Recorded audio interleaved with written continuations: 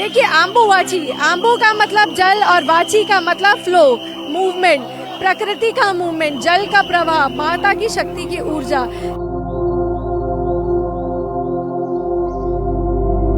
जैसे ये माँ का रेस्टिंग पीरियड है, तो यहाँ तो मुझे तो ऐसा अनुभव होता है ये मेरा भी रेस्टिंग पीरियड है। আজি মোৰ সৈতে আছে কামাখ্যাত এগৰাকী জ্যোতিষী আৰু দিল্লীৰ পৰা তেওঁ আহিছে আৰু তেওঁক প্ৰথমে আমি চিনাকি কৰিব বিচাৰিছোঁ। आपको आसाम में कैसा लग रहा है? असम में बहुत अद्भुत लग रहा है, बहुत अच्छा लग रहा है। शक्ति पर्व में मैं हिस्सेदारी ले पा रही हूँ, तो बहुत सुंदर लग रहा है।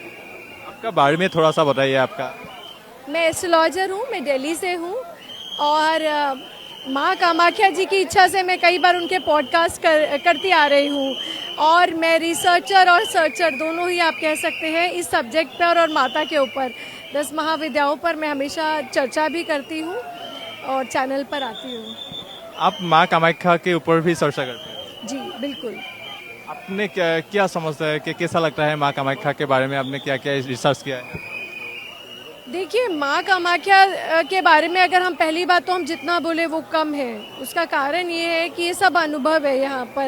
यहाँ पर योनि पीठ है शिलाखंड में, तो यहाँ पर कोई माता नहीं है। अक्सर हम क्या कहते हैं, हम यात्रा पे जा रहे हैं, हम दर्शन पे जा रहे हैं, तो यहाँ पर दर्शन जैसा तो कुछ है ही नहीं, क्योंकि माता योनि रूप में है यहाँ पर विराजमान। तो हम देखते नहीं हैं, हम महसूस करते हैं। तो यहाँ पर कुछ भी है ऐसा नहीं है जो सब कुछ बाहरी है, सब कुछ आंतरिक है, आप महसूस करते हैं। और 51 शक्ति पीठों में ये इकलौता शक्ति पीठ है जहाँ लोग तब आते हैं जब माँ के कपाट बंद हो जाते हैं। अम्बुबासी मेला के बारे में आपको क्या कहना है? देखिए आम्बुवाची, आम्बु का मतलब जल और वाची का मतलब फ्लो, मूवमेंट, प्रकृति का मूवमेंट, जल का प्रवाह, माता की शक्ति की ऊर्जा। तो ये संकेत होता है। ये माँ 3 दिन यहाँ रजस्वला होती है और हम मेंस्ट्रुएटिंग गॉडेस को, कामाख्या देवी को यहाँ सेलिब्रेट करते हैं। जिस चीज़ के लिए लोग असहज महसूस करते हैं, जिसके बारे में बात करने के लिए यहाँ उसी शक्ति की पूजा है, वही पूजनीय है। वही योनि का जो जल है वो हम ग्रहण करते हैं प्रसाद रूप में और रक्त वस्त्र मिलता है जो कि प्रसाद रूप में। इससे ज़्यादा सुंदर बात क्या होगी? अम्बुबासी, आप एक ज्योतिषी एस्ट्रोलॉजर हो, अम्बुबासी मेला के इस दौरान क्या करना चाहिए, क्या करने से अच्छा होगा? देखिए यहाँ पर कुछ भी बाहरी नहीं है, माँ का रेस्टिंग पीरियड है। आप देखिए दूर दूर से साधक आए हैं, जो दर्शन करने वाले हैं वो तो परिक्रमा करके चले जाएंगे, है ना, पर जो साधक हैं वो इस समय अपने मंत्रों का जाप करते हैं, क्योंकि मंत्र सिद्धि का समय है। यहाँ इस समय इतनी ऊर्जा होती है माता की कि जितना उसका फ्रीक्वेंसी लेवल बहुत ऊपर होता है। तो यहाँ पर जितने लोग हैं उनको साधना करनी चाहिए, शांत रहना चाहिए, क्योंकि बाहरमुखी नहीं है, यह अंतर्मुखी है और शांति से बैठकर साधना करनी चाहिए यहाँ पर और अपने मंत्रों को सिद्ध करना चाहिए, व्रत करना चाहिए। और जो लोग नहीं भी आ पा रहे वो भी माता का घर पर अपने रहकर व्रत कर सकते हैं, माँ का जाप कर सकते हैं। यहाँ नहीं, 10 महाविद्याओं में अब कोई प्रकाश नहीं होगा। 3 दिन सबके कपाट बंद होंगे। साउथ के भी जो मंदिर है वो भी बंद रहेंगे।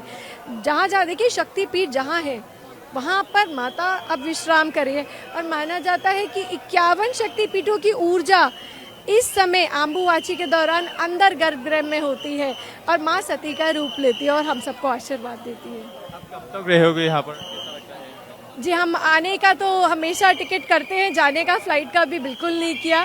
तो मोस्ट प्रोबेबली हम 28-29 तक आफ्टर दर्शन ही जाएंगे। पहले दर्शन आते समय दर्शन किया है, उसके बाद साधना में रहते हैं, उसके बाद हम दर्शन करने के बाद तभी जाएंगे। यहाँ कुछ भी जल्दी नहीं है। कैसा लगता है यहाँ का माहौल?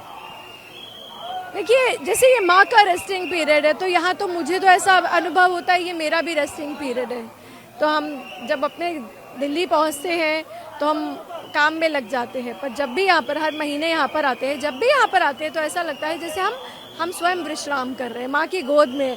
माँ का जो गर्भगृह है, आप ये सोचिए वो ही इतना सुंदर है, वहाँ का अनुभव इतना सुंदर है कि आप उस अंधकार में वो जो जल की नमी है और जो ऊर्जा का एक प्रकाश है जो एक दिए के रूप में है, ऐसा लगता है जैसे हम खुद ही माँ के गर्भ में हैं। तो शिशु की तरह महसूस होता है, बहुत सुंदर लगता है, बहुत, क्योंकि सब कुछ अंदर है, सब कुछ अनुभव ही है यहाँ पर। Thank you.